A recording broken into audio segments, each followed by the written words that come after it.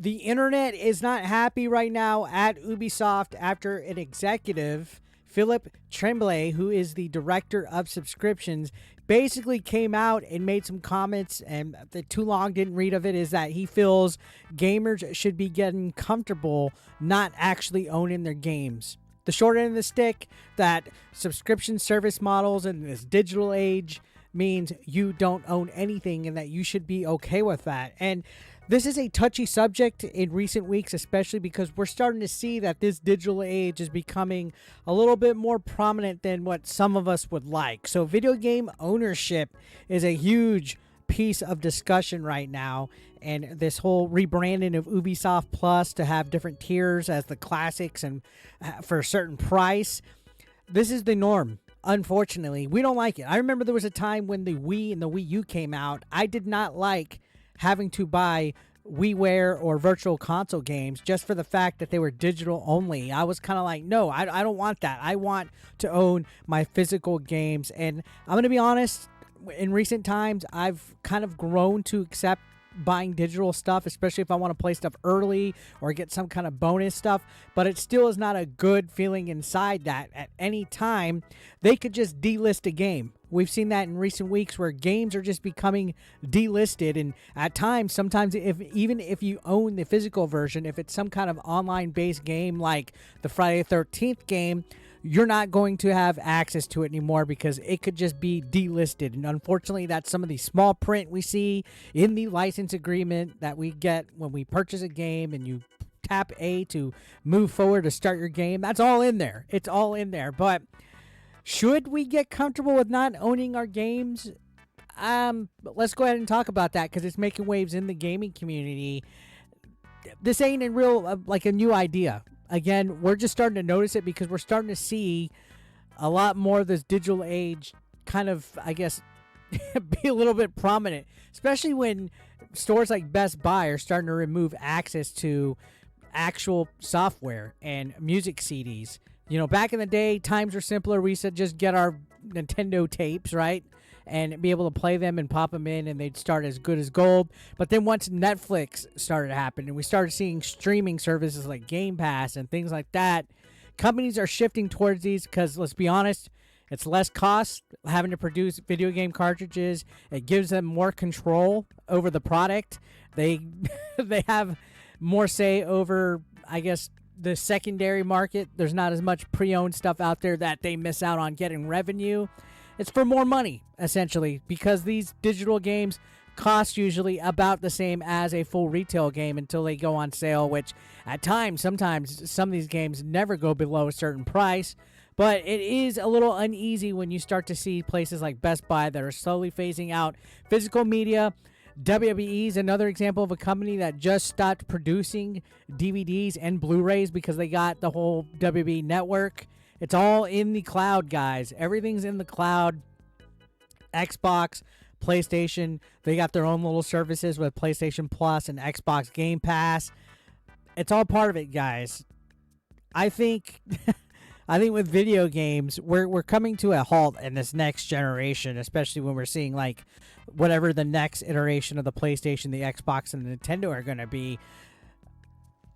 Gaming, I think eventually we're going to just see digital only consoles. Right now they're teasing it when you see like the Series S and the PlayStation 5 digital version, but they always had an option for physical media. I think eventually we're unfortunately going to reach a point to where things are just digital only, which is unfortunate. Luckily, we still have our VHS, VCRs, and we have our DVDs and our Blu-rays, so whatever physical media we have right now, we'll always be able to use it. Maybe we could burn Blu-rays and DVDs eventually if you have like a Blu-ray player that you could burn stuff on. But as far as like playing games on an official basis, Ubisoft, an executive saying this, even though it pisses us off, this is what the industry is going towards, and I don't agree with it. I'm always going to say physical media is good, but let's be realistic. Having a physical CD at this point in a video game is mute because you put it in, you have to download a day one update and patches and all that. So you might as well not even have the disc because you're having to go online anyway to download stuff. Like imagine you get Call of Duty, right? You're spending like a good solid 20-30 minutes updating the game anyway. At this point, all the CD is just a key.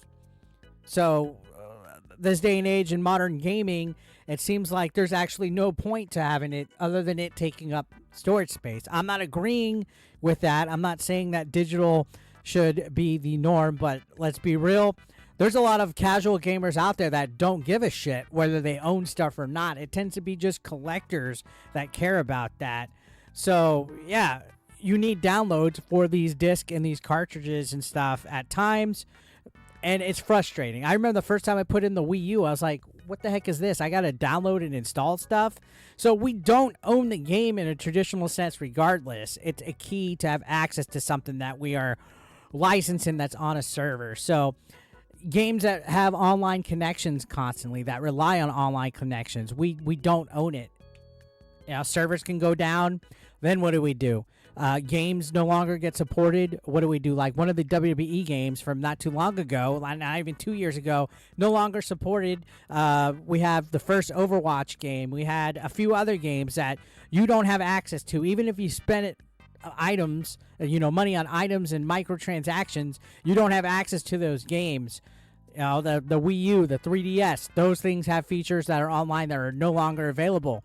Who's to say that eventually, a couple years from now, once the Switch 2 comes out, all of our Switch games are useless? So we are ultimately at the mercy of online servers, and that's the industry standard. Now, this Mr. Tremblay, the director of subscriptions, his statement was a little harsh. I mean, think about it. You're a consumer being told you should be comfortable with not owning your games. That's kind of a little bit of a slap in the face, honestly. But again, today's society, in the gaming industry, games are becoming increasingly dependent on online connections, servers. So do we really own the games? No, it's a sad situation. The reality is real, guys. This is the digital age, and unfortunately, it's going to be a very divisive topic.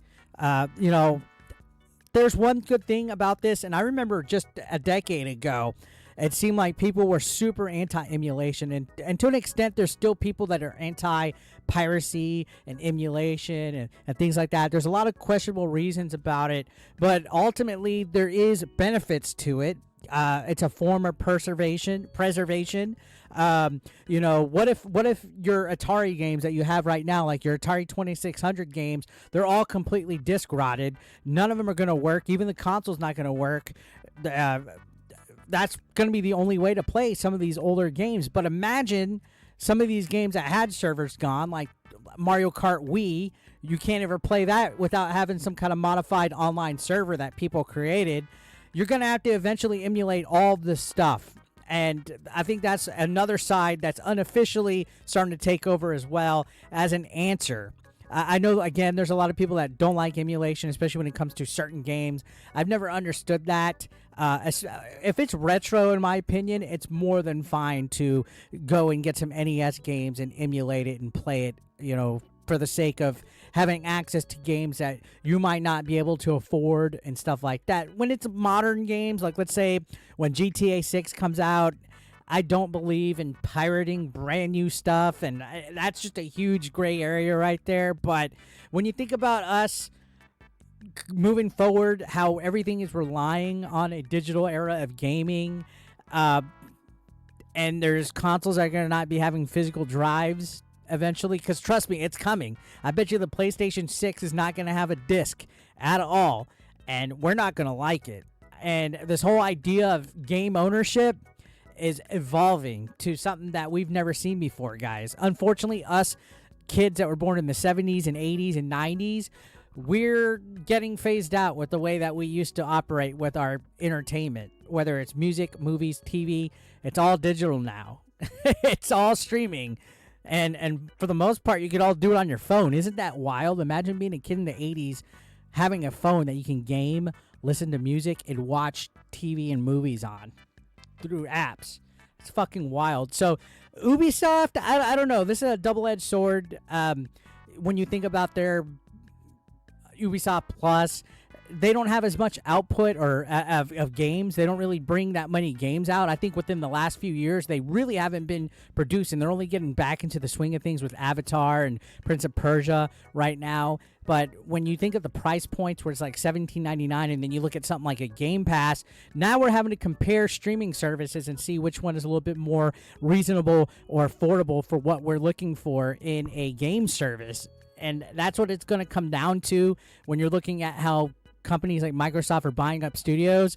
It's going to be all about the content that they have on their services going forward, and what you're willing to spend monthly, because I don't know. I think Ubisoft, at least they kind of came out and said it, right? Albeit it was a little sassy. But I don't know if I'm fully ready for this shift towards the digital age. Are you guys? I know this is a touchy subject. Let me know in the comments down below. I'm not comfortable with it, but you know what? It's inevitable, like death and taxes. Comment, let me know down below. Feel free to share this video with somebody. If you all share it to one person, that helps get it out there. Hit that like button. Engage with it, guys. Help get this video going. And yeah, subscribe if you haven't. I'll see you on the next one. Thank you for watching.